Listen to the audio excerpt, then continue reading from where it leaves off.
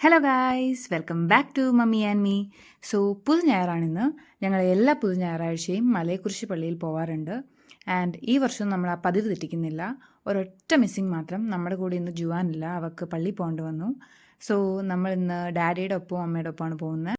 So guys, ഇതാണ് എൻ്റെ daddy and അമ്മയാണിന്ന് drive ചെയ്യുന്നത്. സോ അമ്മേനെ കാണിച്ചു തരാം.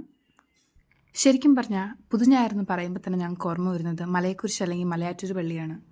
പുതുഞായറെന്ന വാക്കിൻ്റെ അർത്ഥം പോലെ തന്നെ it all seems new and it all feels new. അതാണ് സത്യം. പുതിയ പള്ളി and it's A very new experience. എല്ലാ വർഷവും നമുക്ക് പുതുമയേകുന്ന ഒന്ന്. പിന്നെ ഫാമിലിയുടെ ഒപ്പം എവിടെ ഒരുമിച്ച് പോയാലും നമുക്ക് സന്തോഷം തന്നെയാണല്ലോ. ഇത് നമുക്കൊരു നല്ല ഫാമിലി ടൈം കൂടിയാണ്. പിന്നെ ഞങ്ങൾ അവിടെ എത്തി, വണ്ടിയൊക്കെ പാർക്ക് ചെയ്ത് ഞങ്ങൾ നടക്കാൻ തുടങ്ങി പയ്യെ. സോ താഴേന്ന് മേളിൽ വരെ കയറുന്നത് അത്ര എളുപ്പമായിരുന്നില്ല, കാരണം നല്ല വെയിലത്തായിരുന്നു ഞങ്ങൾ കയറിയത്. നട്ടുച്ച സമയമായിരുന്നു, ഏറെക്കുറെ 12 മണി, കറക്റ്റ് 12 o'clock ആ സമയം. സോ നല്ല വെയിലുണ്ടായി, നല്ല ചൂടുണ്ടായി. പക്ഷേ നമുക്ക് വന്ന കാര്യം ശരിയാക്കണമെന്നുള്ള ഇതുകൊണ്ട് നമ്മൾ മേളിൽ വരെ കയറി. പിന്നെ അതിൻ്റെ ഇടയ്ക്ക് ഞങ്ങൾ മെഴുകുതിരി കത്തിച്ചു. ആൻഡ് അത് ഞങ്ങളൊരു വിശ്വാസമാണ്, നമ്മളൊരു മെഴുകുതിരി കത്തിക്കുമ്പോൾ നമ്മളൊരു ആഗ്രഹം പറഞ്ഞാൽ അത് സാധിക്കും എന്നുള്ളത്.